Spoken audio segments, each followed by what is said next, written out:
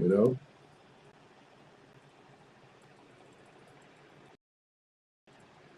we want relationships to be good. We want relationships to flourish. We want relationships to grow. We want to have the best that we can have, but at the same time, appreciate you, Precious.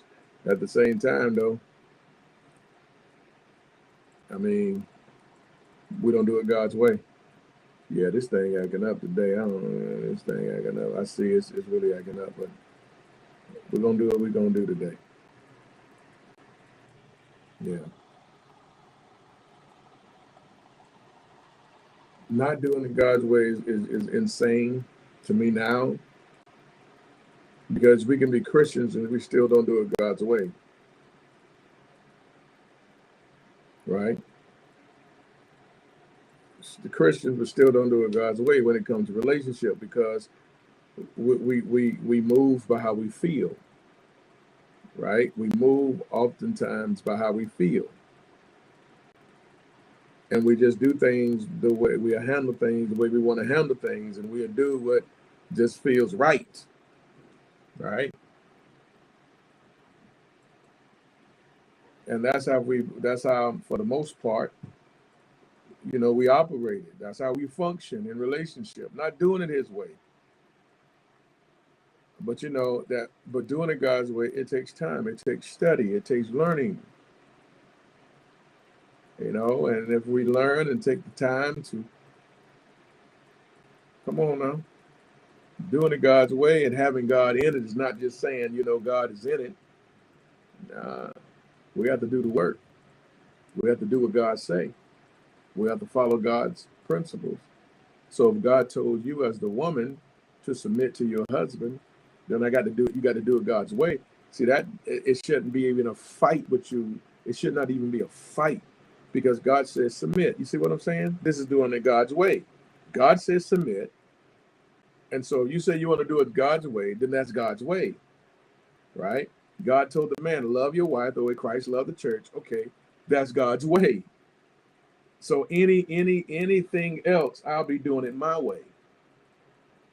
If I do anything the opposite of that, I'm doing it my way. And it's not His way. You understand? So we can talk all this talk, and we can say all these nice things, but if we're going to do it His way, all right, then we got to obey what that scripture says. And if that's what the scripture says, then that's what we do. That's it. That's His way. Yeah, this thing acting up, y'all. I don't know if it's acting up on y'all end, but it is on my end. TikTok acting up this morning. It's like these numbers and things up here is all out of whack. Things are delaying. But anyway, we got to do it His way, because there's no other way than His way.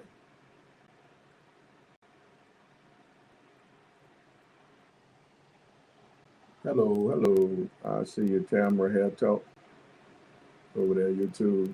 Hello.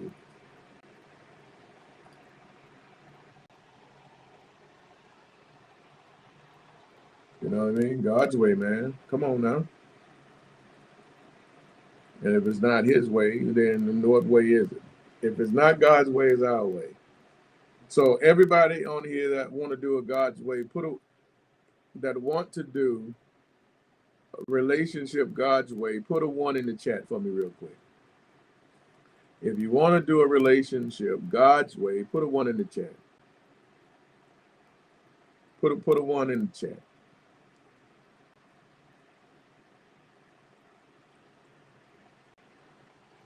All right, we want to do it God's way, right? Okay. All right, cool. And that's beautiful, and that's great, and I know you do, and you mean that sincerely. However, to want to do it God's way means we have to obey what God's word says. So, if God's word says something, we have to obey it. Just like I said, submit. So submission should never, ever, ever be a fight for you.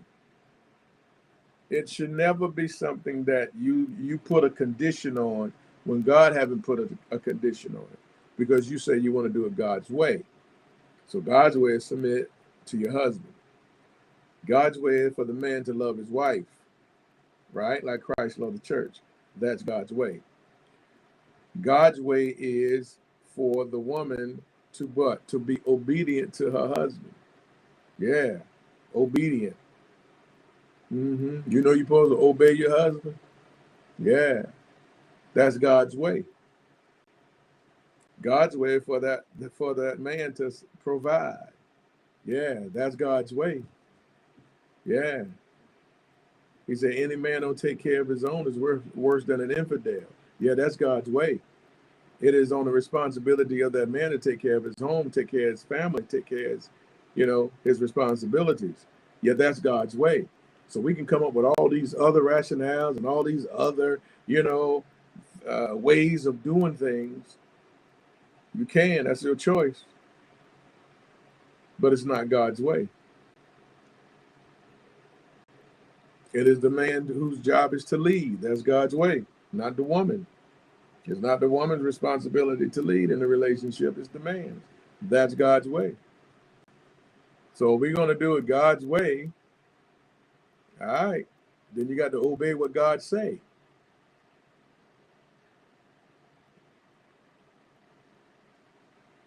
You understand? That's all I'm saying. If we're going to do it God's way, then we got to obey what God say. That's all I'm saying. So if that's not the case, then don't be saying you want to do it God's way, and if you're not going to obey what God say.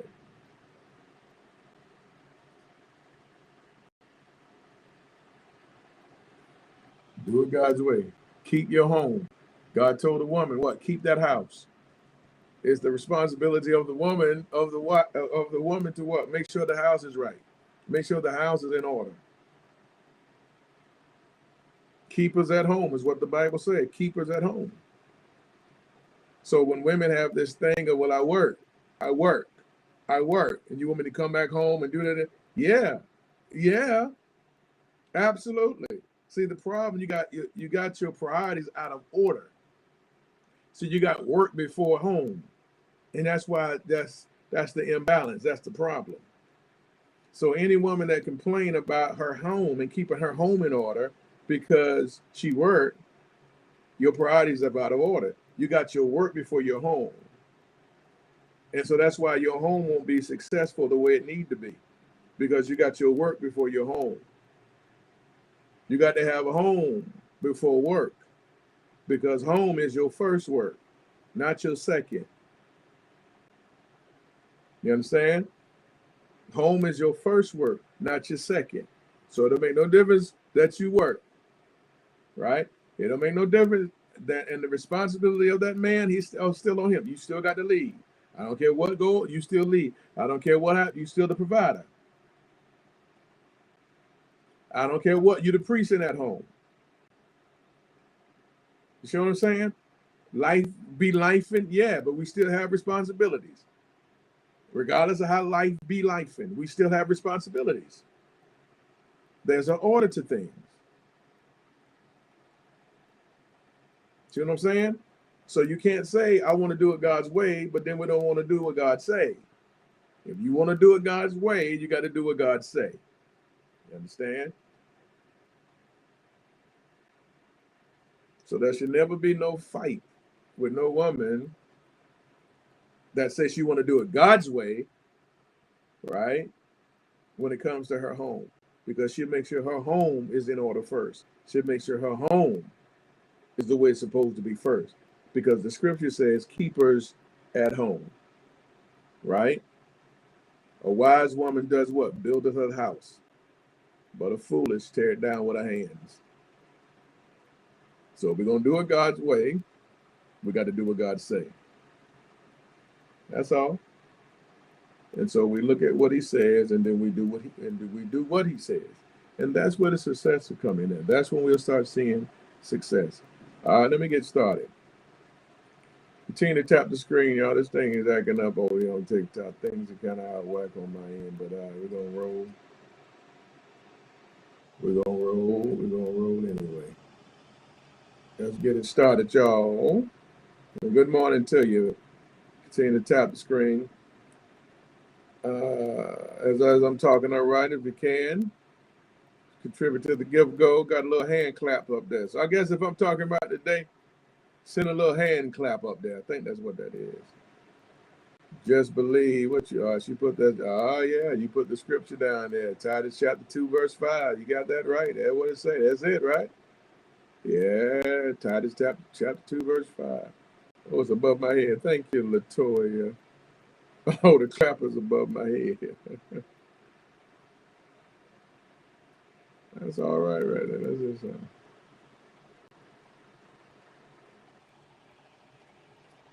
okay. Thank you, Latoya. So I guess if I'm talking all right today, y'all, let me see some hand clapping. Send the hand clapping. Proverbs 14:1. That's it. Every wise woman buildeth her house. That's it. All right, I'm getting ready to talk about settling is too expensive. Talk about this one time before. I got some more to add to it. Settling is too expensive, y'all. Good morning. Good morning. Settling is too expensive.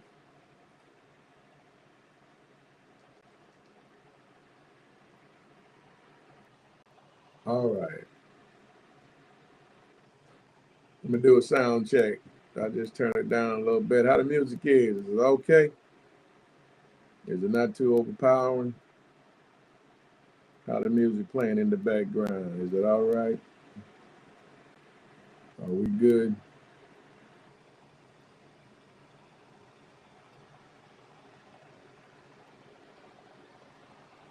All right, let's rock.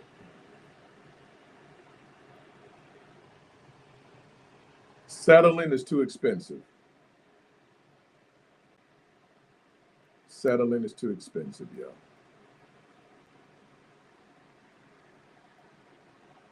Settling is too expensive. It feels cheaper. It feels easier, right? But settling always sends a bill later. It feels cheaper. It feels easier. But settling always sends the bill later.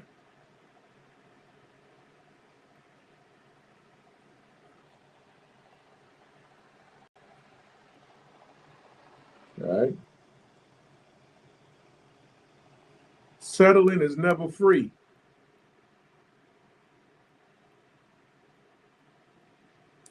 Settling is never free. Every wrong relationship charges interest. Every wrong relationship charges interest. The devil doesn't always try to destroy your life overnight. He tried to convince you to just lower your standards. Because he knows a woman who lowers her standards eventually lowers her expectations and eventually lowers her life.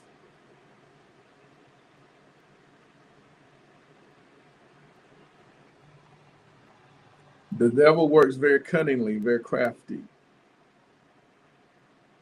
He's a slithering snake. And to destroy you, to hurt you, to wreak havoc in your life, he attacks in different ways. And one of those ways is lowering your standards. Because if you lower those standards, you'll lower your life. If you lower your standards, you will open a door for who's not supposed to be in your life. You'll welcome somebody in that you should have never welcomed into your life. If you lower your standards, you'll do what you know you shouldn't do. You'll accept what you know you should not accept if you lower your standards. So if you don't think that the devil don't want you to lower your standards, ladies, you got another thing coming, because he do. He works strategically, crafty, cunningly. So, number one, every yes costs something. Every yes costs something. Every yes. Life is built on decisions. Every relationship you enter is an investment. Every relationship you enter is an investment. When you say yes to the wrong person, you're saying no to something else. I want you to hear that. When you say yes to the wrong person, you're saying no to something else. You're saying no to peace. You're saying no to purpose. You're saying no to clarity.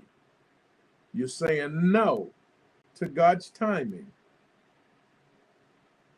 And you're saying no to the man or the woman God may have been preparing for you. Every yes costs you something. I want to say that part again because I want you to really get it. When you say yes to the wrong man, that's going to cost you big time. Because when you say yes to the wrong man, you're saying no to something else. And the something else that you're saying no to is peace, purpose, clarity, God's timing, and the right man that God was preparing for you. When you say yes to the wrong, look at what you're saying no to. Because if he's the wrong man, you're not going to have peace. If it's the wrong man, there will not be purpose. When it's the wrong man, there won't be clarity. If it's the wrong man, you have omitted God's timing and said, you good, you don't need who God was preparing for you. Every yes has a hidden no. Every yes has a hidden no. So when you say yes to the wrong, you're saying no to something else. That's why number one is every yes costs something. Every yes. You ever look at a parking space, right? I know you have many times over your life. Just look at a parking space. So imagine pulling up into a parking lot, and you quickly park in the first small space you see. Just got out up in there. You saw it, boom, you got up in there. But minutes later, the perfect front row space opens, but you can't have it. Why? Because you've already parked.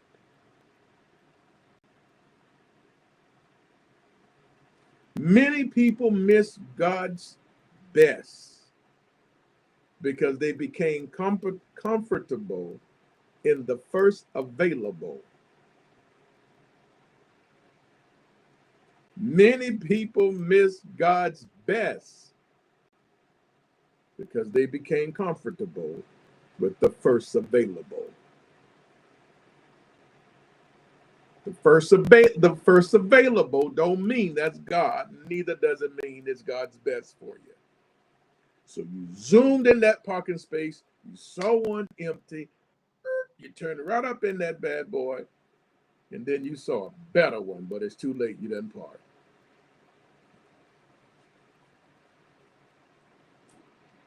Too late.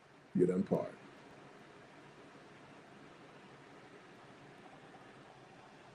Sometimes what feels like security is actually occupancy.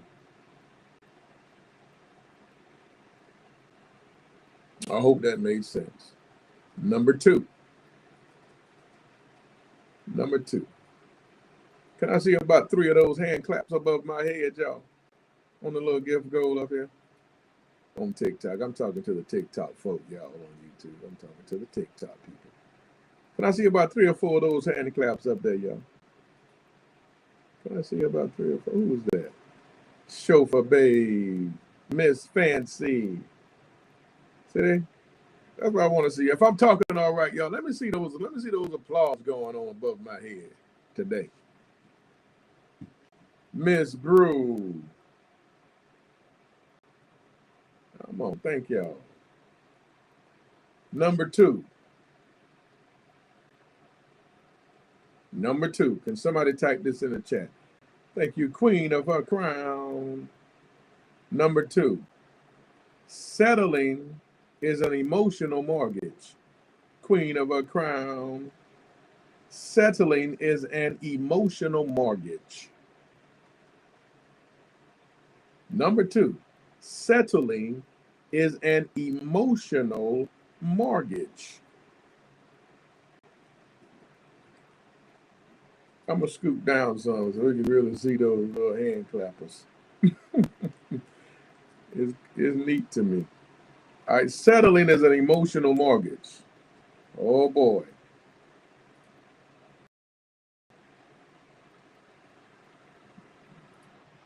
Y'all hear that? I'm going to break it down, but do y'all hear that? Settling is an emotional mortgage. Now, I want you to understand, when you say mortgage, you already know that's long term. That's different than car note. Car note, short term. But when you hear mortgage, oh, you already know that's long term there. You understand? So settling is an emotional mortgage. People think settling costs months. Sometimes it costs decades. And that's just real. Sometimes settling costs decades.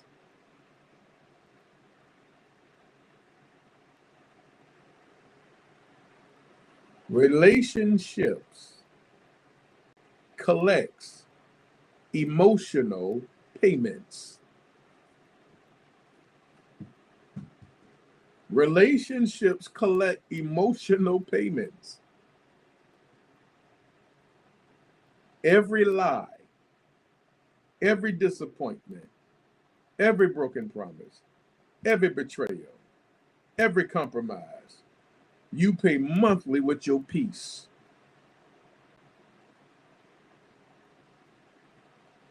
Did you just hear what I just said? Let me say that again.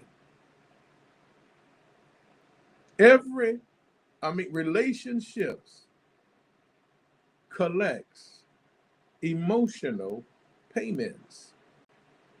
Every lie, every disappointment, every broken promise, every betrayal, every compromise, you pay monthly with your peace. The worst debt is not financial. The worst debt is emotional debt.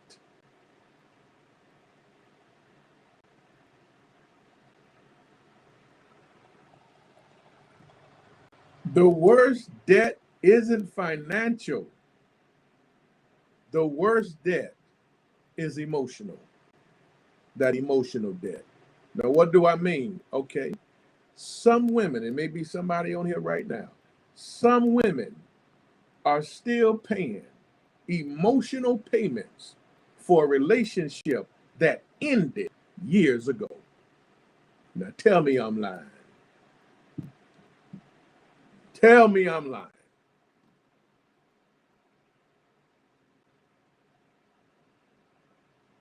Tell me I'm lying.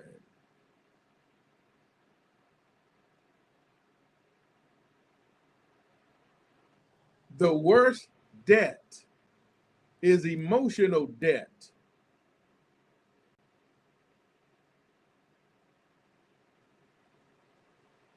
Right now, today,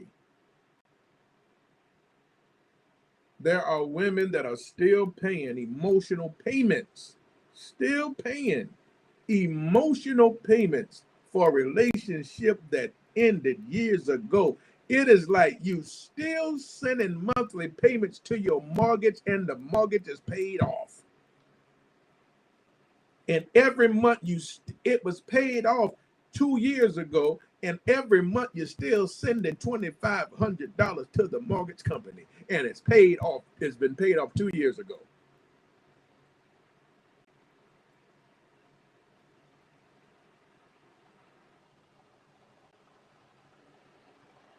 Still paying emotional payments for a relationship that ended over years ago. See, the relationship ended, but the damage, see, the damage kept collecting interest.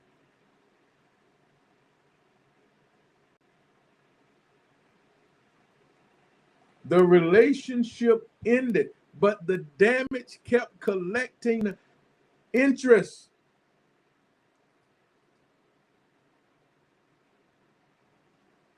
The damage that was done to you is still collecting the interest.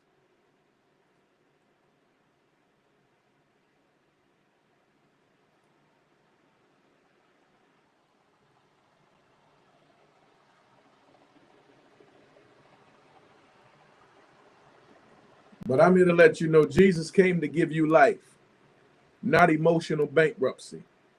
Jesus, he came to give you life, and so that you can have that life more abundantly.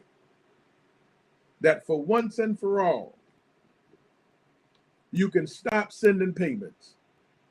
Stop making payments. Thank you, Ms. Brew. You will stop making payments on that thing, on that relationship that ended however long it did. It's over. Take authority back over it. It should no longer be draining and pulling from you. No more making payments, emotional payments for a relationship that ended months ago, years ago. No more making emotional payments.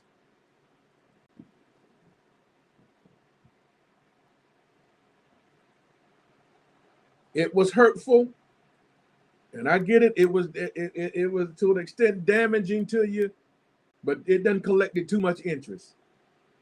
It's still collecting interest, and today it's got to stop. And you got to say it stops today. You won't make no more payments on over that relationship that hurt you. No more hurting you. No more pain from it. No more resentment from it. No more anger from it. Those are payments. See what I'm saying? Those things are payments. No more. No more of that.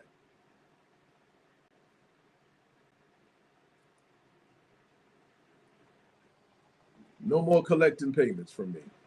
It's over. It's over.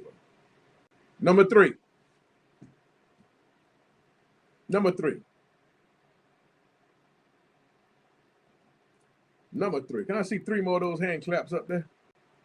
Number 3. Can I see 3 hand claps above my head, y'all? Number 3.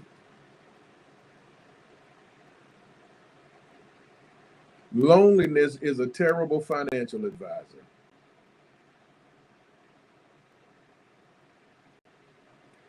Loneliness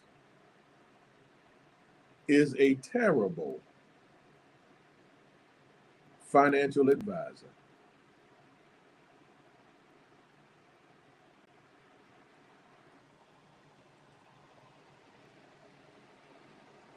Let me say that again. Loneliness is a terrible financial advisor.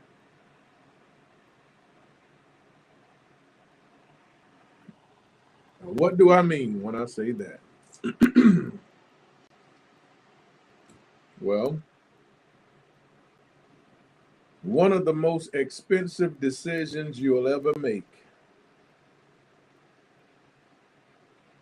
One of the most expensive decisions you will ever make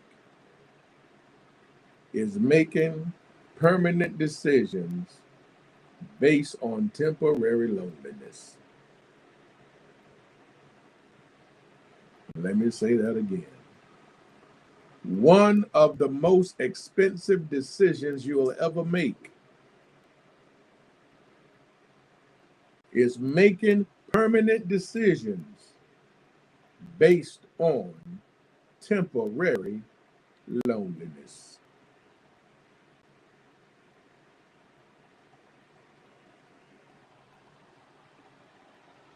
Loneliness whispers, just give him a chance. Loneliness will whisper, he'll change. Loneliness whispers, you're not getting no younger. Loneliness will whisper, look how long it took. You may never meet anybody else. Loneliness will whisper, at least somebody wants you. But loneliness negotiates against your future.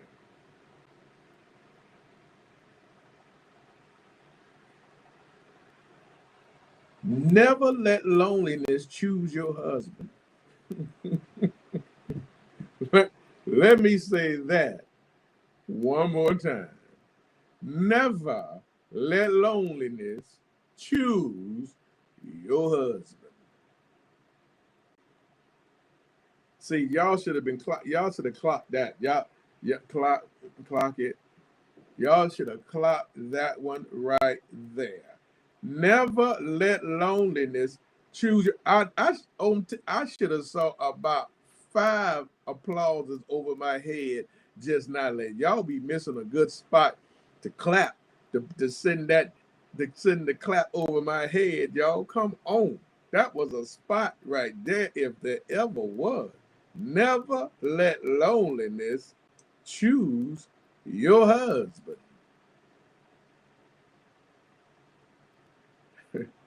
Thank you, Queen of her crown.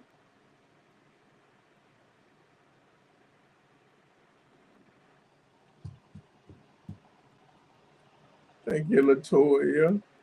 Never let loneliness choose your husband. Do you know how many times loneliness have chosen somebody's husband? Thank you, Chrissy B. That's a big one right there, y'all. Do you know how many times loneliness have chosen somebody's husband?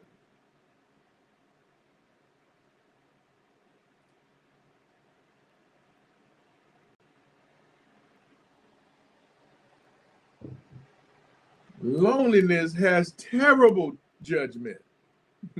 Let me say, loneliness has terrible judgment. Can somebody put that in the chat for the folk who just got in? Put in there, loneliness has terrible judgment.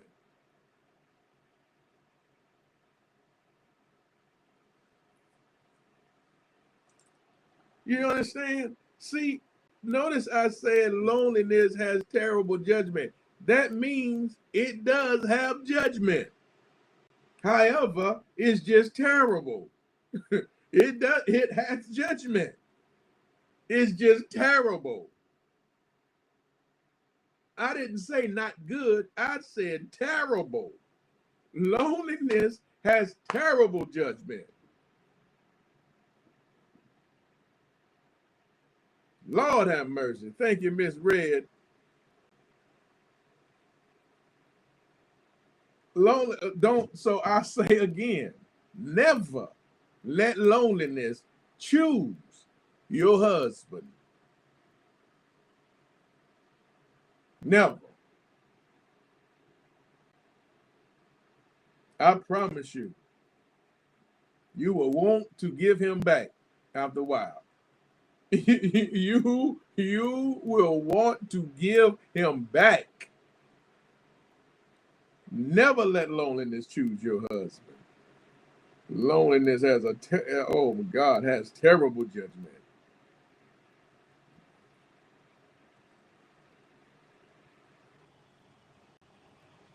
Timing matters.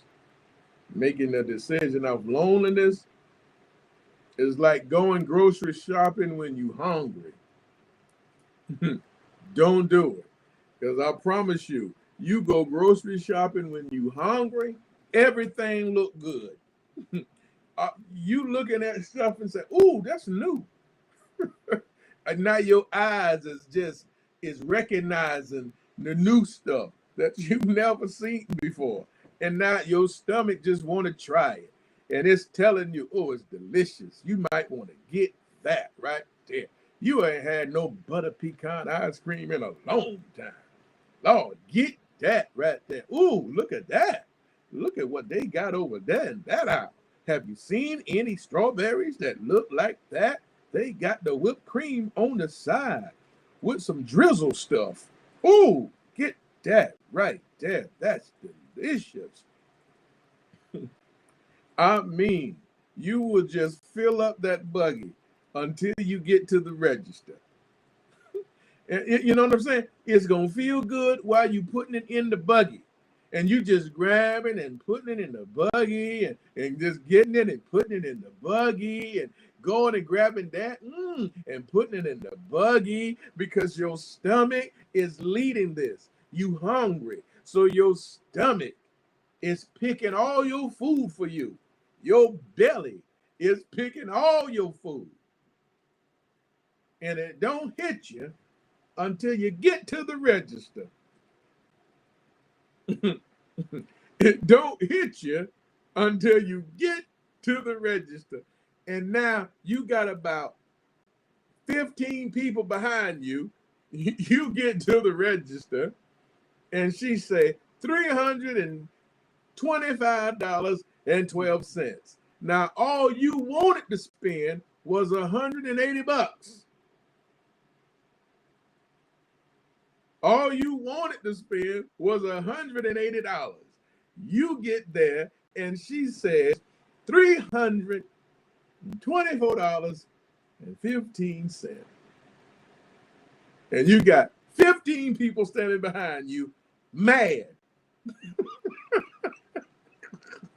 Because they're like, why she got all them groceries for? Because they ready to go. Y'all know how folk is at the grocery store. Now you can't stand up there and be like, we'll take that off and take that off. Because as soon as you say, how much? Well, take that. You see the person behind you like, oh God. So now you got a choice. You got a dilemma. You messed up. So now you don't want to, oh, Jesus. So here you are going to suffer it and pay it reluctantly. Reluctantly. And it's going to hurt your soul What I did that for. Jesus, I was trying to spend those doggone $324.15. But that's how it is when loneliness chooses the man for you. It feel all right while you're putting them in the buggy. It's all right while you're putting them in the buggy. Wait till you get to the checkout line. Wait till reality set in. You see what I'm saying? See, when you put them in the buggy, it's all good. Loneliness done pick your man for you. You put him in the buggy, and we're going to have a good life. And such a wonderful man. And he treat me so beautifully. And oh, Lord, treat me like a lady. Oh, it's all good when you putting him in the buggy. But then you discover what this lesson is today. Settling is too expensive. What's this costing me? Yeah, exactly. Yeah, yeah, yeah. You went out looking while you were lonely.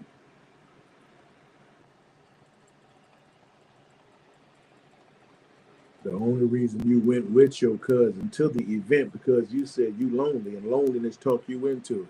So loneliness gonna pick the man for you tonight. Yeah, I'm lonely. I ain't got nothing to do. Man. Girl, come be the man. Come get. Yeah, you right, girl. Cause I'm tired of being by myself. So the only reason why you went to that event because you were lonely and you tired of being lonely. So now loneliness is gonna pick somebody for you tonight.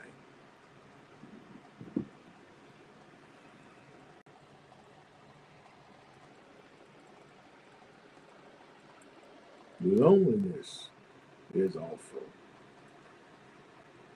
Loneliness is a terrible life coach. Okay. Will somebody put that in the chat for me? Loneliness is a terrible life coach. Because if you going out only because you're lonely and you're tired of being lonely, then lonely is going to choose for you. Lonely is going to pick the person for you.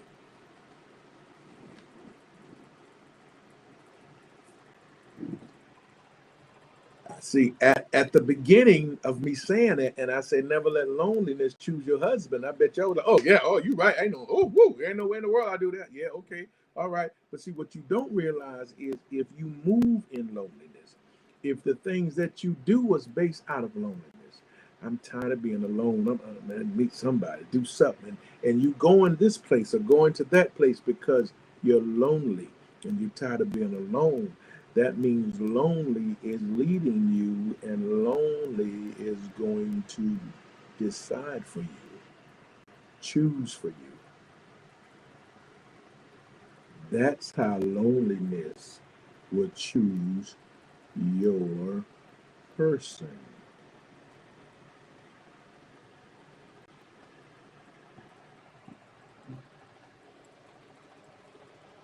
So you better recognize loneliness if it's present in your life. You have to make sure you're not being driven by the loneliness. You understand? You can feel lonely and you can want companionship. There's nothing wrong with that. You don't want to be driven by the loneliness. Because if you're driven by it, it's going to make your decisions. You understand? If you're driven by loneliness, loneliness is going to choose your husband. Loneliness is going to choose your boyfriend. Loneliness is going to choose that relationship. If you're driven by, thank you, sugar. If you're driven by loneliness, so you got to be careful and you must recognize when you're lonely. You see what I'm saying? You know what else loneliness would do? Not only this choose loneliness or choose a past person for you. because you're tired of being lonely. And that man, you know he ain't no good. You know that joker is no good. I mean, if you look up no good, you will see his face by no good. That's how no good he is. But if you're being driven by loneliness, loneliness will talk you into and let them come back in. Loneliness will do it. It's terrible. You cannot be driven by loneliness. Probably some of you on here right now gave another person a second chance because of your loneliness. You did it out of loneliness.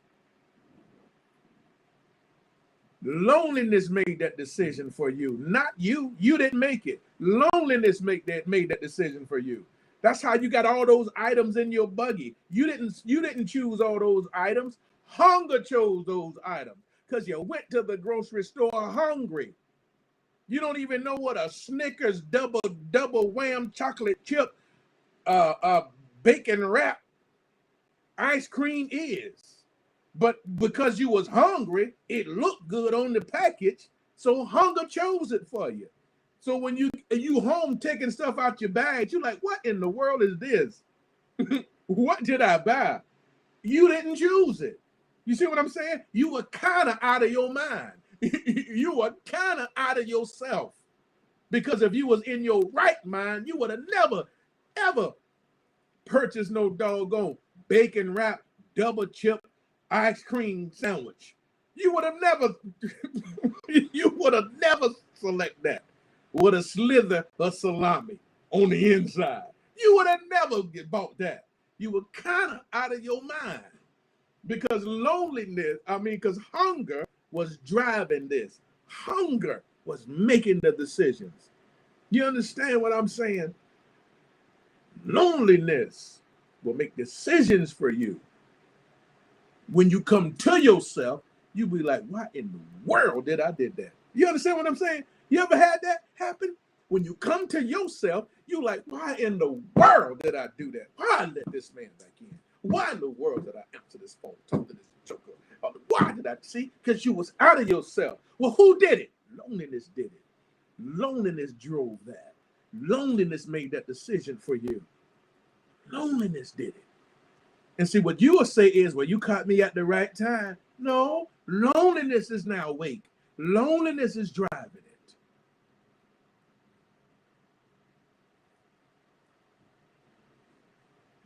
I hope it's making sense.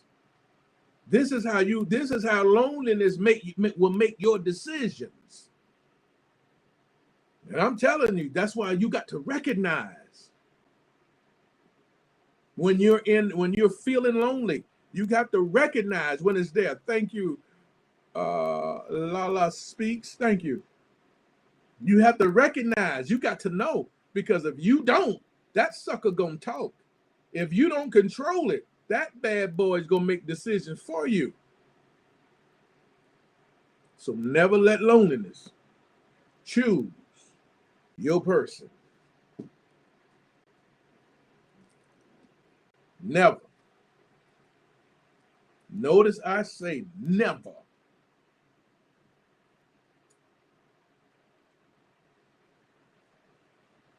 You understand? You're too susceptible at that moment. You're too vulnerable at that moment. When loneliness is a wide awake and you feel it, it's messing with you. Nah, it might not be good to go to the event tonight. It just might not be a good time. See, folk think it's a good time to go because you're lonely. You see what I'm saying?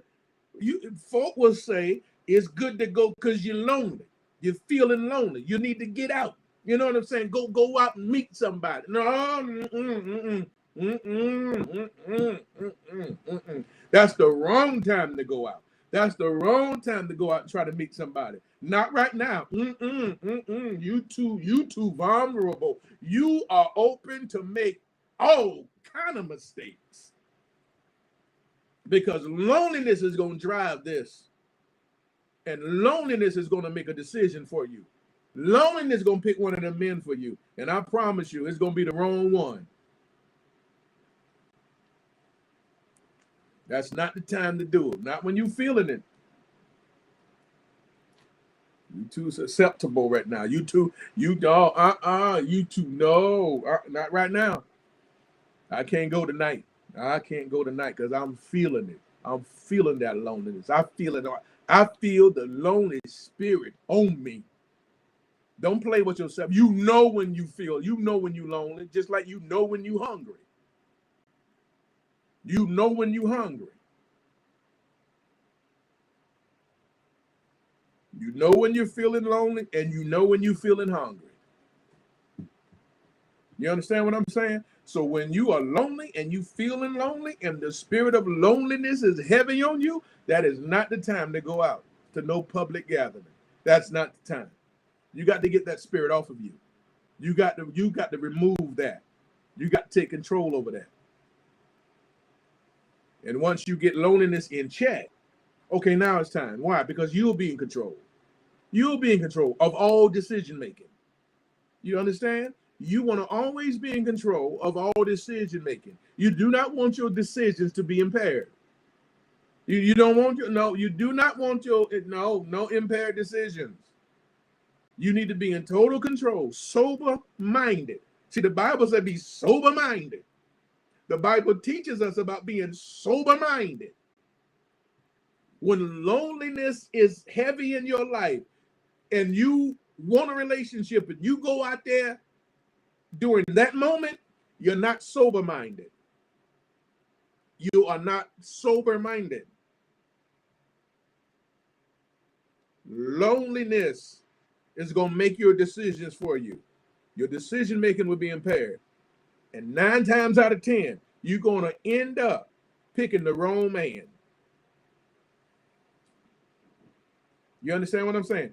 9 times out of 10, you're going to end up picking the wrong man.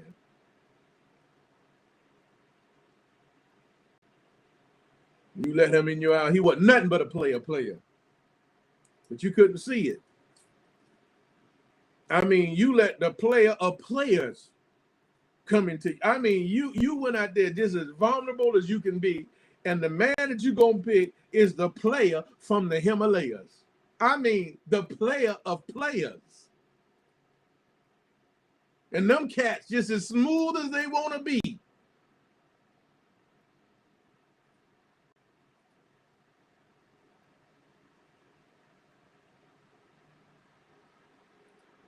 And loneliness said, yeah, girl. Get him, girl. He all over you, girl. That man won't. Oh, that man is very interested in you, girl. That's what I'm talking about. Look at that. You came out here. Woo! Look at that. Found somebody. Come on, girl.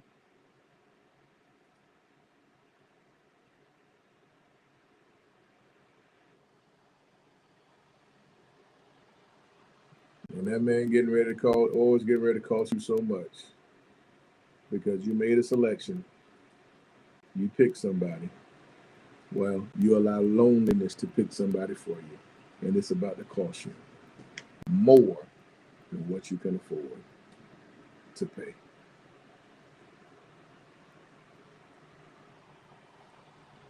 Number four. Number four.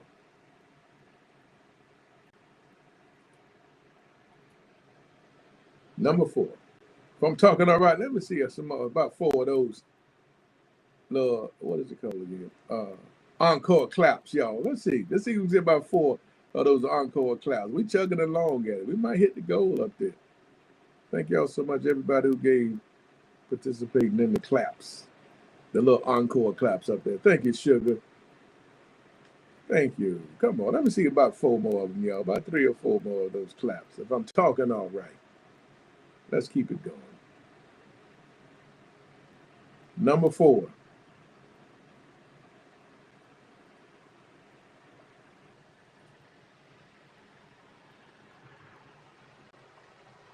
Number 4. Counterfeit love always looks affordable.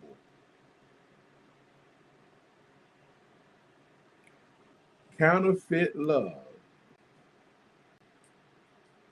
always looks affordable.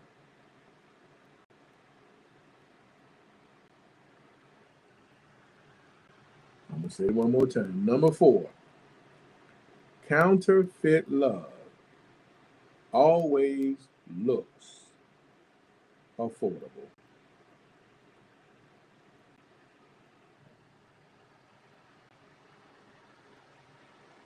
Now, what am I talking about? Well,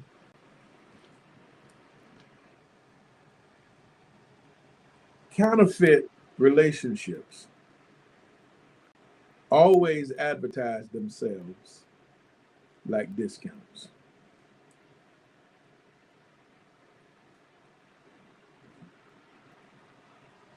I want you to pay attention to how you are naturally. Everybody love what? A sale. Sales are attractive. Are they not? Yes or no? Sales are attractive. We love seeing 50% off.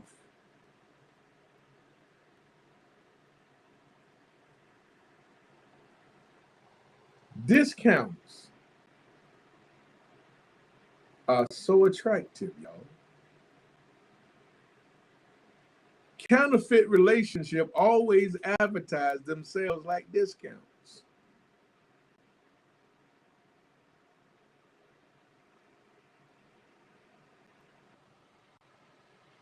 It seems easier to have, easier to afford.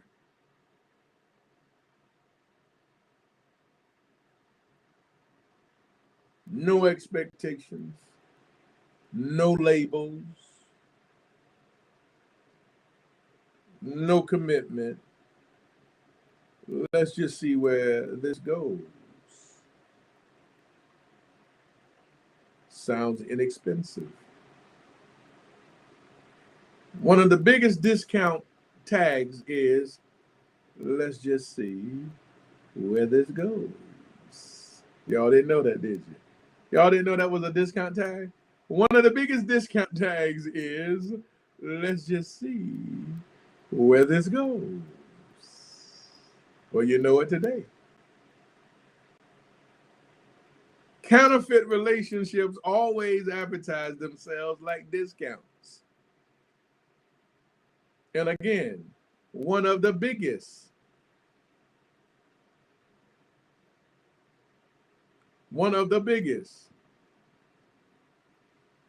discount tags is, let's just see where this goes. Put a 1 in the chat if you've ever been approached with that discount. Let's just see where it goes.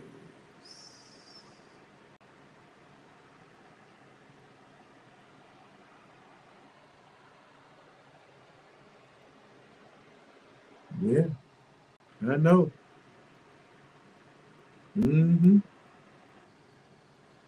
Sounds inexpensive.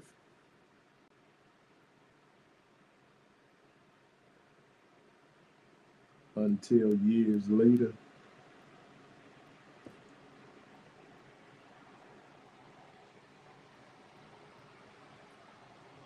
Sounds inexpensive until years later.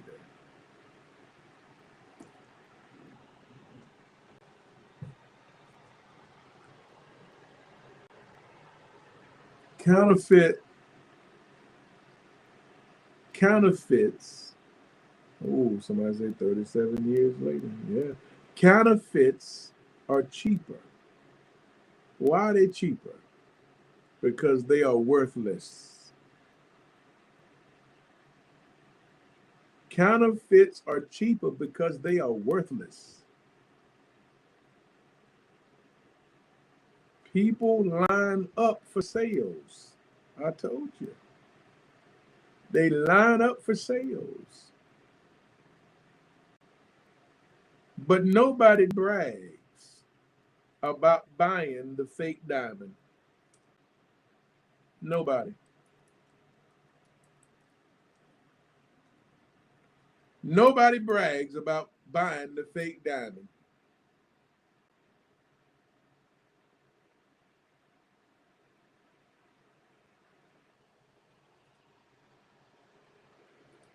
See, ladies and gentlemen, real love costs commitment. Counterfeits don't cost nothing. That's why, like I said, one of the biggest discount tags is let's just see where it goes.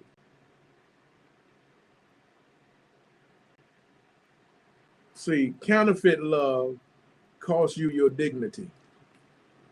Real love costs commitment.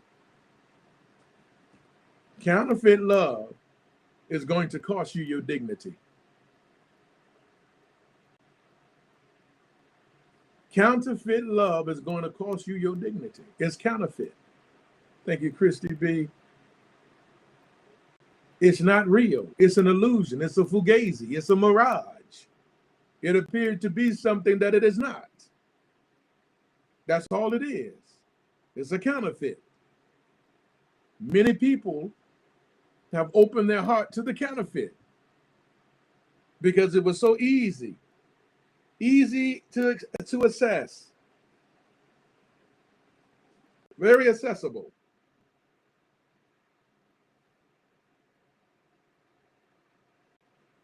But it costs you your dignity. There's never was a commitment. Never was a commitment. Never was nothing real.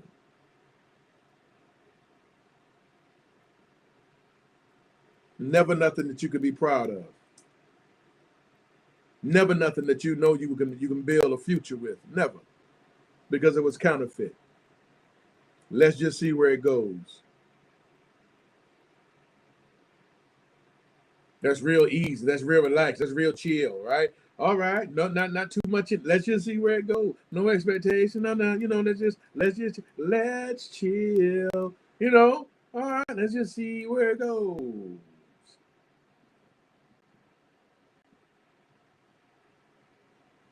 Yeah, you saw where it was. You saw where it went. Nowhere. But you saw what it cost you. Everything. It cost you your peace. It cost you your joy. It cost you your dignity. It cost you for some women. It cost you your self-esteem. It cost you being somebody you never thought you would be. It costs you your sleep. Let's just see where it goes. Well, look where it went. Look where it went.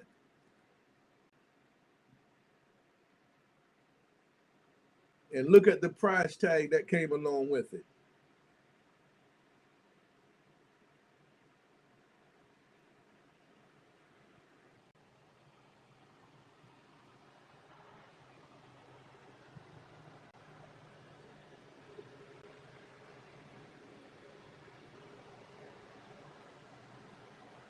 A woman carrying a fake designer purse may fool strangers, but she always know it's fake. She know it's fake. She can fool strangers, fool people, but she know, it's fake. Likewise, you can post smiling pictures. You can take vacations wearing matching outfits. But if the relationship lack honesty, commitment, and purpose, deep down, you know. That's why people shouldn't be looking all on social media and making, you seeing pictures and posts of people doing this and doing. You don't know what's going on in them people life. You judging the book by the cover? You sitting on social media looking at people, what they're posting. Is that about crazy?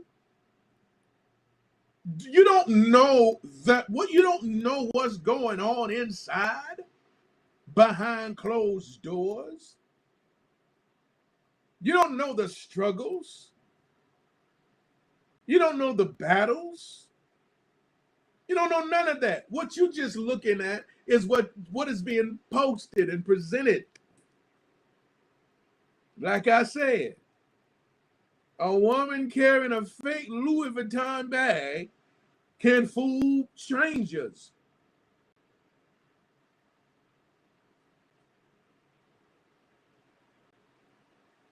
You can post all the smiling pictures. Post all your vacation stuff by the beach. Matching outfits with the same colors, with some music in the background. You're all I need to get on, Tanya. And you sitting there like, golly, man, look at this. This don't make no sense. Why I can't have nothing like this? Why I can't get real love? Like, you don't know how that man is with that woman. You don't know what that man putting up with that woman. You don't know none of that. You basing your whole feelings of what you see on some silly social media. This is crazy. This is crazy. As a matter of fact, why you posting it so much anyway? Who you trying to convince? See, I go deeper. Yeah, I don't have to convince and prove my love to the freaking public. For what? For what? Something wrong somewhere. Oh, it's an underline in there. See, y'all don't see, like, it's some undertone that I see. Oh, nah. Are you trying to convince everybody y'all you so in love? I mean, for what? For what? I mean, for what?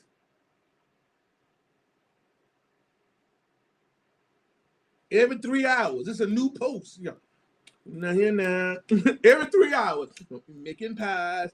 Every 3 hours. Now we're going to the movies. Every 3 hours, we're going to Mars. It is amazing. Every 3 hours, you got a new post. Oh my God. The best man ever. Now come on. Come on now. Yeah, something ain't right. Oh, no. Nah, something ain't right. Nah, something wrong somewhere. Something wrong somewhere. Something wrong somewhere. Let me tell you something. You all that stuff on the social media for people. For what? For what? For what? Please tell me for what? The heck you got to prove your love on freaking social media for? to a world of strangers. Because them same folk that'll sit there and like your stuff say, oh my God, so beautiful. Oh, praise God. Oh, y'all so beautiful. Oh, congratulations. Oh my God. Oh, I love y'all. Every time I say, oh my, I just love, look at God. This is how God do it right here. And them same doggone people. I told you wouldn't laugh well for nothing. And I told you wouldn't laugh. They posting all that stuff, acting like they were doggone in love. They're but fake as they can be. That's people, man. People are a trip. Looking all crazy. Look at it. Look how she look. Look how she wear. Look at him. Look at it. That's people. See, let me tell you what the Bible says. You cannot live to please man. If you try to please man, you will go to your grave trying to accomplish that. That'll never happen. Ever. People are one way 1 minute and a totally different way the next. The only person that you need to be pleasing, number one, God. Number two, the person you in relationship with.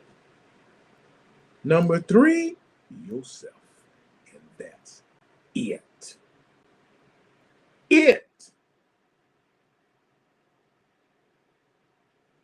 That's it. Nobody else. Because nobody else matters. Nobody else matters. Keep your business to yourself. Because nobody cares. You just entertainment.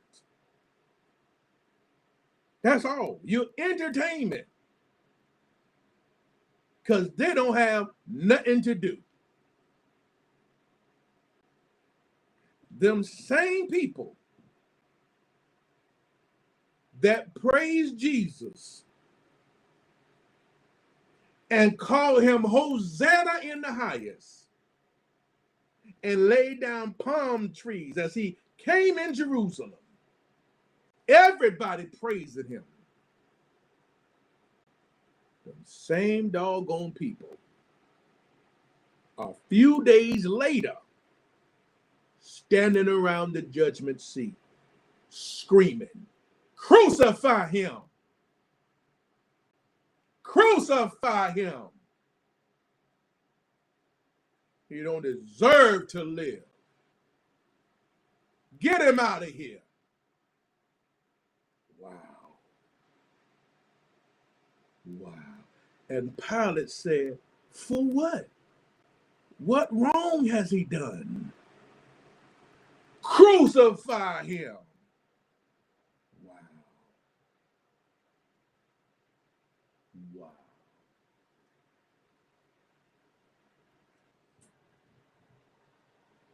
And just a few days ago, they praising him. If you try to please people, you will shorten the days on your life. I promise you.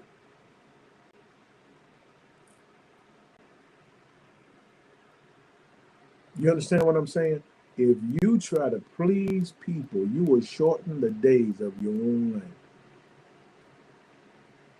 Whatever you do it because it's about you. That's just what you want to do. Who cares what somebody say or what they don't say? Whatever you do, you doing what you do because that's what you want to do. You understand what I'm saying? That's it. But people, nah.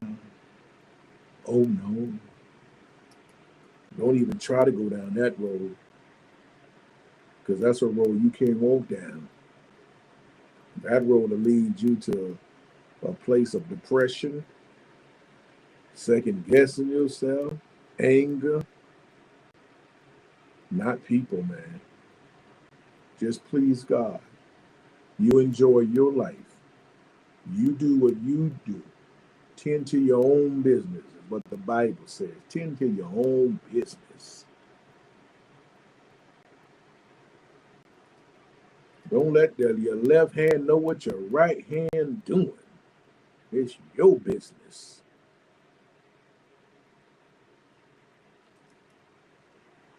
Whatever you want to do and whatever that's because that's what you want to do. It's not for folk to like or dislike. It don't matter. That's all it's about right there. But if you get caught up in people, you're making your life not just miserable, but you're making your life extremely difficult. Extremely difficult.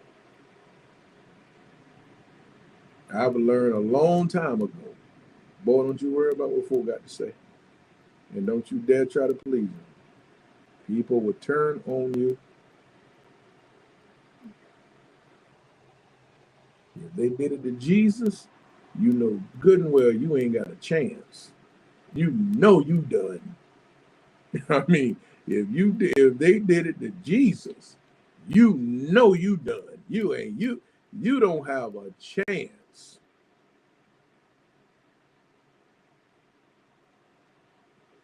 Number 5. All right, let me get back on track. Number 5. 4 more of those hand claps, y'all. Put us halfway. We'll be 50%. If I'm talking all right. And we get 4 more of those little applause above my head. 4 more, y'all. If I'm talking. If y'all enjoying the live, 4 more of them, y'all. And that's what it say, JoJo. Yeah, the servant is not greater than the Lord. You got that right. That's what the book says. Number 5. God's best never requires you to become less. God's best never requires you to become less.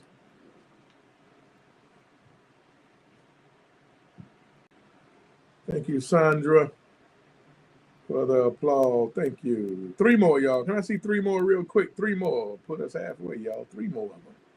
Thank y'all so much. God's best never requires you to become less.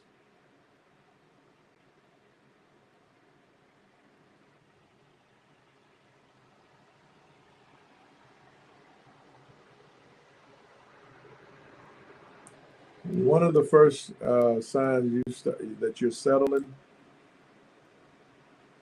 is you become quieter. You stop speaking up for yourself. You compromise convictions. You ignore disrespect.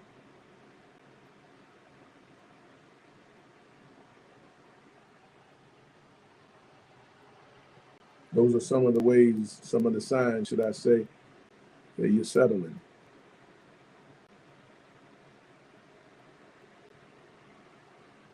But good love, the right love, healthy love, makes you grow. Settling makes you disappear. I hope y'all heard those 2. Let me say it again. Healthy love makes you grow. Settling make you disappear. Healthy love makes you grow. Settling makes you disappear.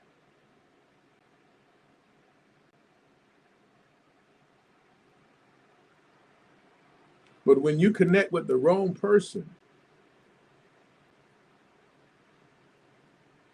some people have become smaller just so someone else can feel bigger. I don't know if you ever had to do that. Have you done that in your life before? You became smaller so someone else can feel bigger because it was the type of person that you had in your life that you've been dealing with. Thank you, Chauffeur Babe. That's the type of person. So you had to become smaller. You had to shrink yourself so the other person can feel bigger. But I say to you, never become smaller just so someone else can feel bigger. Never. Never. Because God's best never requires you to become less than who you are, less than what God made you. Less. No. God's best never requires you to become less. But you're supposed to become more than who you are. We're always supposed to be what? Growing and evolving. In anything that we do, in any relationship, right? Growing and evolving.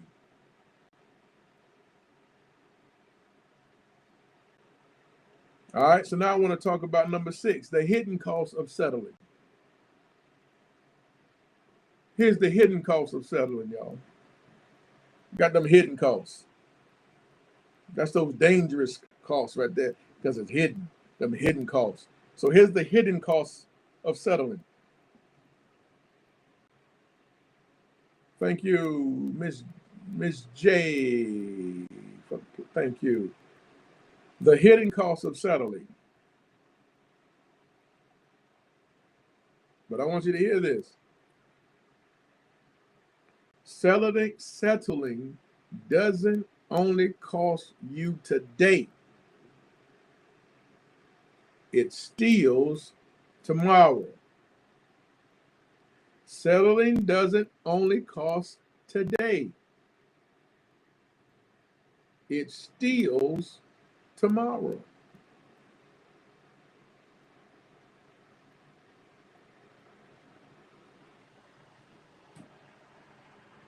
So what does settling cost today? What does it cost?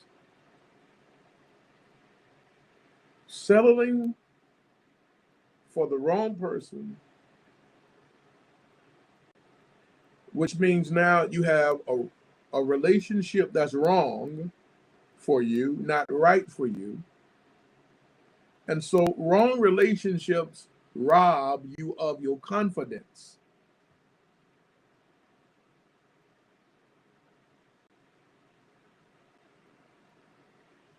your joy, your time, your vision, your purpose, trust, energy, faith.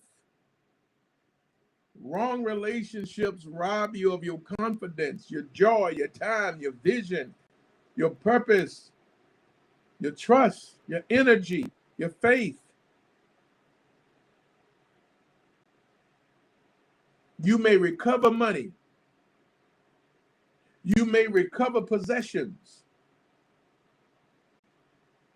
but you will never recover wasted years.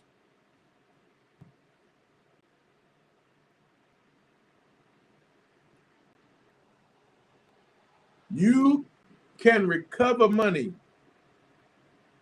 You can recover possessions, but you can never recover wasted years.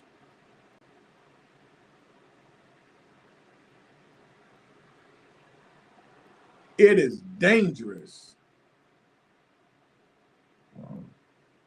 connecting with the wrong person,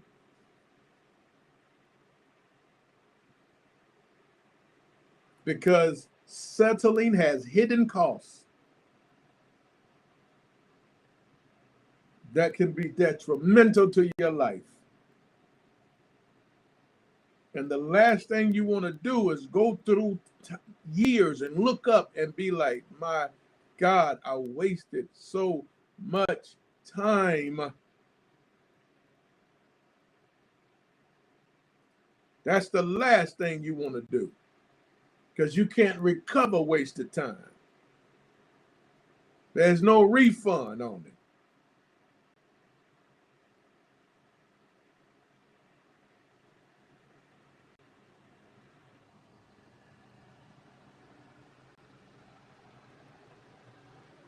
That's why settling should be not even a thought in your mind.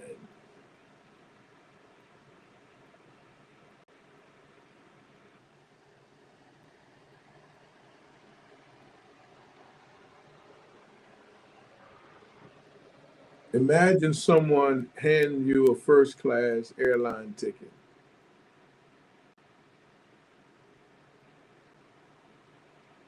Luxury seat, extra leg room, excellent service. But just before boarding, you traded for an economy seat because you were afraid someone else might take it.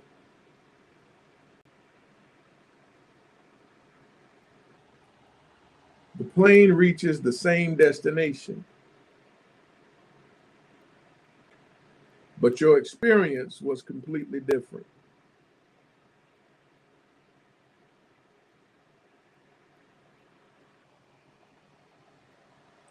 The plane reaches the same destination, but your experience was completely different.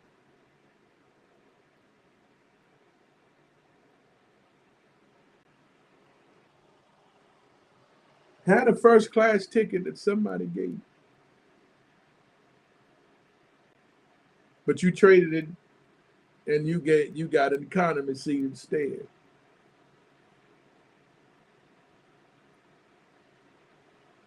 You reached your destination, but your experience was completely different.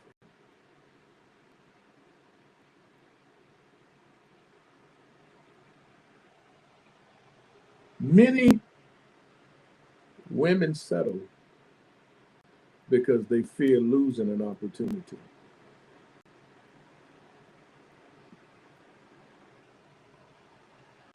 And instead, they lose the experience God intended for them to have.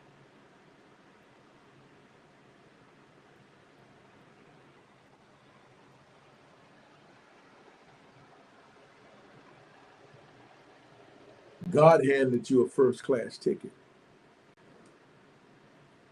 and you traded it in on the economy.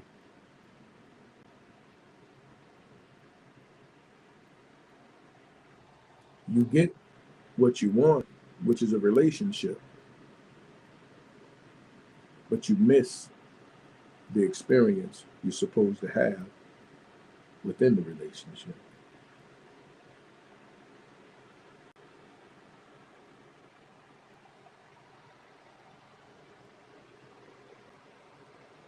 Settling rob you of your experience. The experience of being with a good man, the experience of being with a leader, the experience of being with a man that loves you, the experience of being with a man that treats you like a lady and make you feel so amazing. You get what you want, but what is the experience you have with what you got? In any decision that you make, it comes with an experience attached to it. So it's not about just getting the relationship. It is about the experiences you'll have once you have it.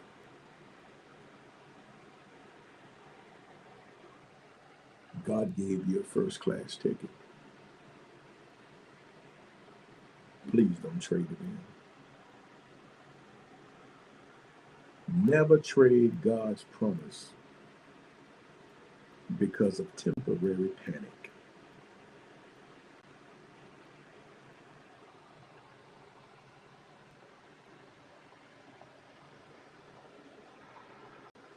See, God said it like this: I know the plan I have for you. Mm, mm, I know the plan that I have for you.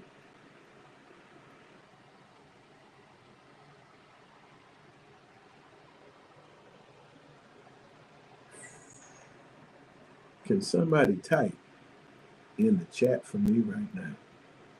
First class. I want y'all to feel it when you type it. Type first class. Thank you, Jeremiah 29:11. Look at y'all with the scriptures when I quote them. I love that. Thank y'all.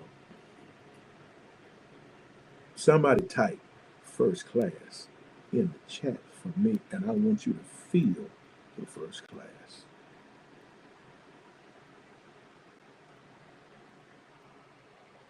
I'm about to jump up on an airplane tomorrow, and there's first class and there's economy. Everybody's going to ride to the same destination, but everybody won't have the same experience while they riding.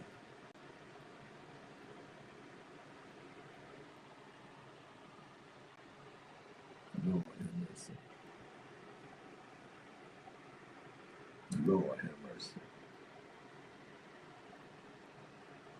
Boy, I hope y'all getting this real good. Everybody is going to get on that plane with me tomorrow morning. And we all gonna go to the same destination. However,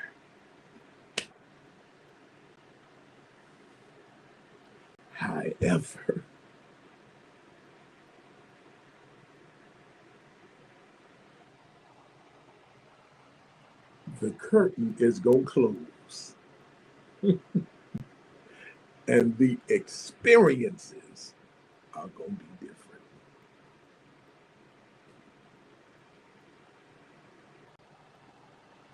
Mm, mm, mm, mm, mm, mm. I want every woman to hear me real good right now, because I hope you feeling it in your whole soul.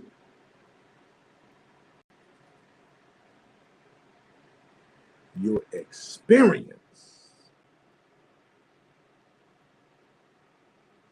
is supposed to be first class.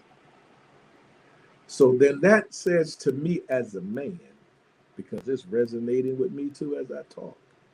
See, I'm a man teaching this, telling y'all experience, right? It's supposed to be first class. So this is resonating with me as a man. That means then my treatment, good God in the morning, must be first class. My behavior must be first class. Oh God,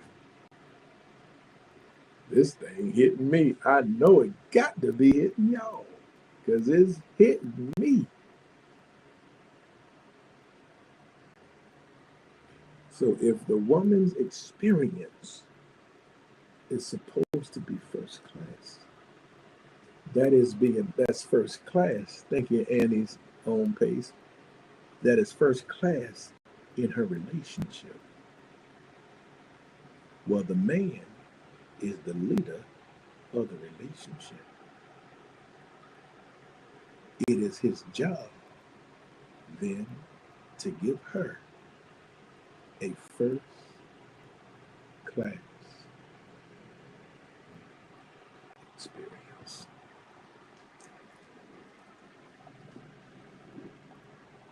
Jesus in the morning. And anything less than that, I'm out of order. That's hitting my soul, y'all. Every man that's listening to me,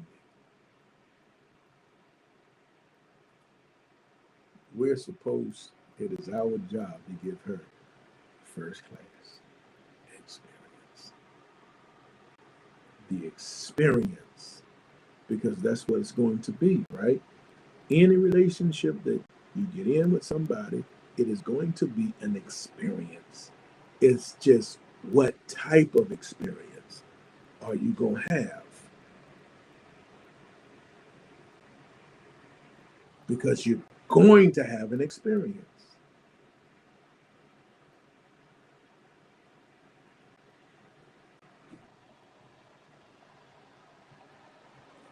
First class. I thought I would have saw about 10 of those applause over my head right coming up right now, y'all. Thank you, Karen. Come on, y'all. Let me see the applause. If you agree with what I just said, can I see those applause over my head? That's the little gift going on the top of my head.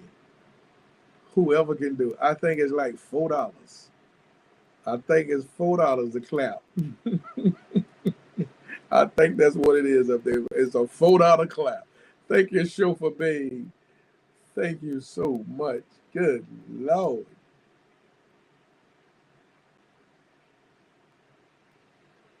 First class.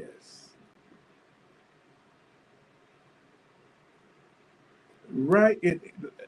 I want every woman to write this in the chat. I want you to write these words, just like I'm about to tell you. M. Bagley, thank you. I want you to write these words. Just type them in the chat, just like I'm getting ready to tell you. Don't put nothing else to it. but you put it just like I'm about to say it. And this is how, and as you type it in the chat, this is you talking it. You just like you screaming it at me. You like you announcing it. It's like you declaring it. That's why I say write in the chat sometime, right? Because it's like you're declaring it. The Bible say write the vision and make it plain upon tables. You know what I'm saying? So this is what we're doing. So when I say write it, this is the mindset that I be in when I say, well, somebody write this. So I want you to write this just like I'm saying it. Okay? I want to see it in the chat. Write these words. Nothing else. Only these words right here. Put it in here. Lord, have mercy, Dina. How you know that was exactly what I was getting ready to say? Jesus, right in the chat, I'm first class. Put it in there. I'm first class. I don't care how you see yourself. You're going to see yourself different today. Put in there, I'm first class. That is not sedity. That is not uppity. That ain't none of that. This is who you are. This is the type of treatment that you're supposed to have. This is the type of relationship that you are supposed to have, because this is the ticket that God gave you. God gave you a first class ticket. Put in there, I'm first class. I'm first class. I'm first class. I'm first class. I don't care how you was feeling about yourself. I'm first class. Come on, I'm first class. Put it in there loudly and proudly. I'm first class. Because you are. You are. Because that is the experience. It's all about, remember, it is all about the experience. First class is first class because of the experience. It's all about the experience. It's the experience that you're going to have. It's not about just having a relationship. It is about the experience that you're having while you have that relationship, in the relationship, during the relationship. It is all about the experience. I'm first class. Because that's what you are.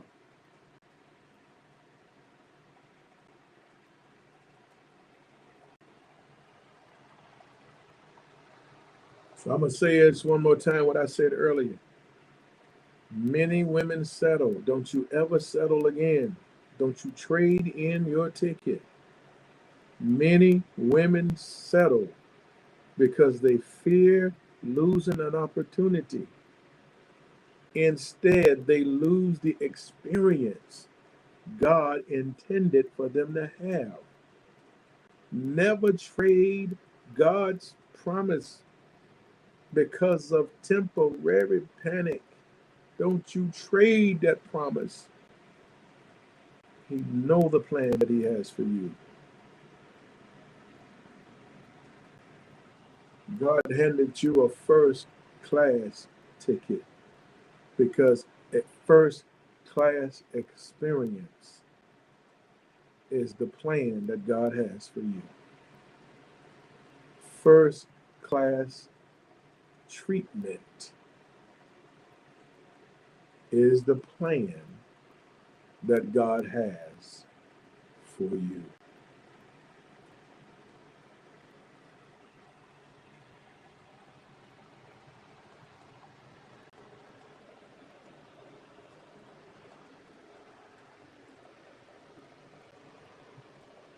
So don't you be afraid and think you're going to lose something.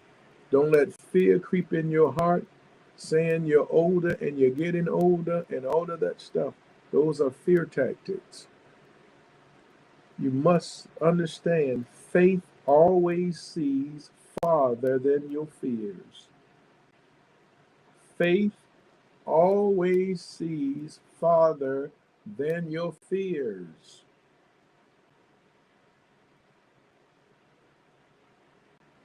Always.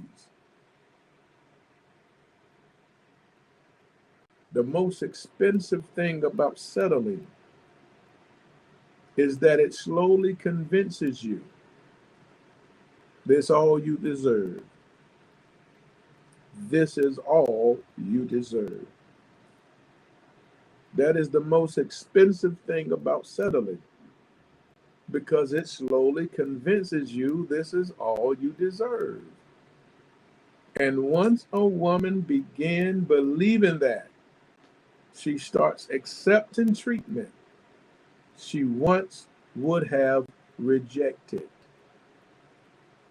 And that's how standards disappear. That's how dreams die. That's how purpose, get buried beneath disappointment. But I want you to hear this. God never created you to merely be accepted. He created you to be cherished. Remember, I did a lesson on being cherished. God never created you to merely be accepted. He created you to be cherished. Cherish is first-class treatment. He created you to be cherished. I told you he got a first-class ticket for you. Don't you dare trade it in for anything beneath what God has given to you. He created you to be cherished, not tolerated, celebrated, loved wholeheartedly. Not being someone's convenience, but you're going to be someone's answered prayer. You're going to be someone's answered prayer.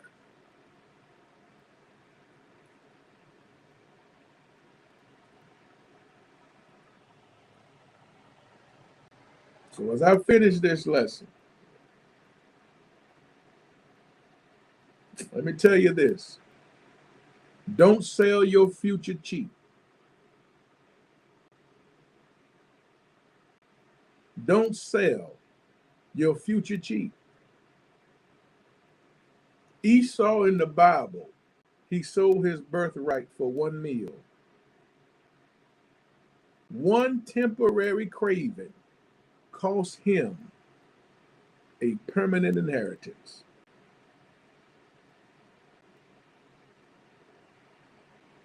Many women, hear me good, many women are one emotional decision away from selling what God intended to bless.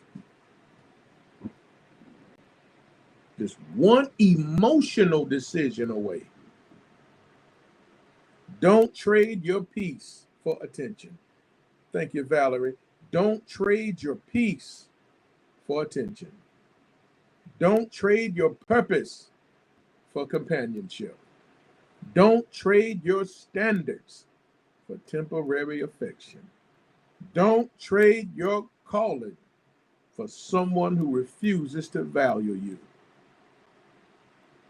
You are too valuable to become someone's option when God created you to be someone's blessing.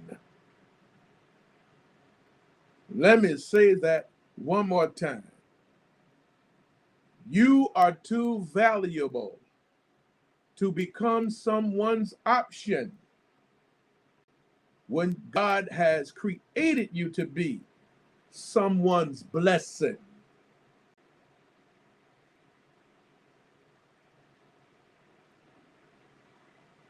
You understand?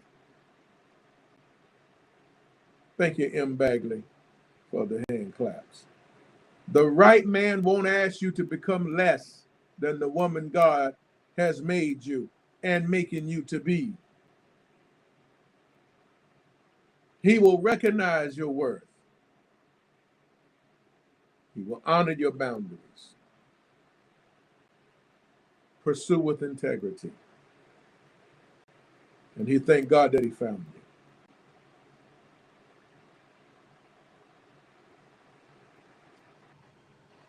So if you're waiting,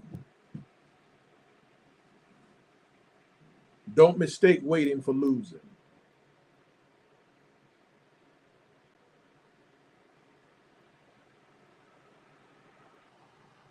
You're not falling behind.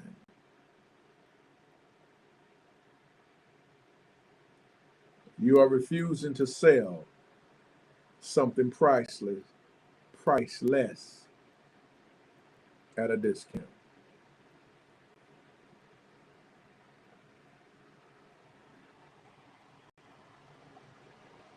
Remember this. The cost of waiting is temporary. However, the cost of settling can last a lifetime.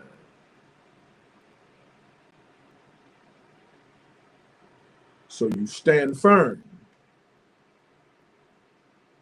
You trust God's timing. Along the way, you protect your heart. And you never forget.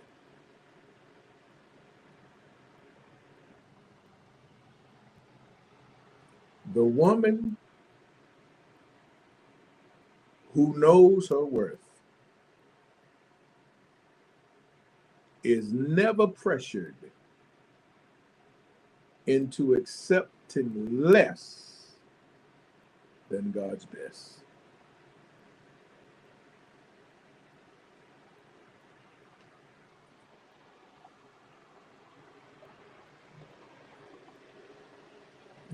That's the lesson I got for y'all today.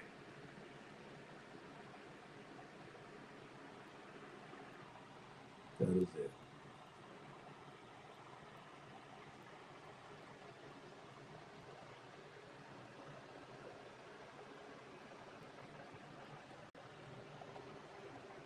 I hope something said that was good for you. Thank y'all so much for the gift goals. I mean, they love the claps. We might can finish it. I don't know. We need 15 to finish it. We might can finish it. Thank you, Squirrel. Whoever can contribute to the hand claps up there on the little gift goal, y'all. Let's see if we do it. We might can finish it on off. If the lesson was all right today, and if you're able to, who can give her one of those hand claps up there? That's right. A woman who knows her worth will never be pressured to settle for less. Never. Thank you, Sandra.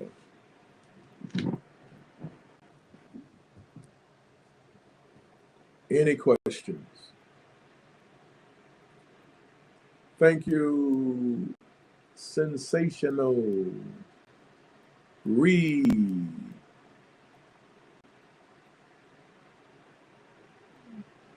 Thank you. We might finish it. Who is that? Thank you, Karen. 10 more, we'll finish it. I believe we might get 10 more. You'll be able to go to my YouTube page and listen to it. It's on YouTube. It's recorded on YouTube at the same time. So if you missed this message, you'll be able to go to YouTube and pull it up and listen to it.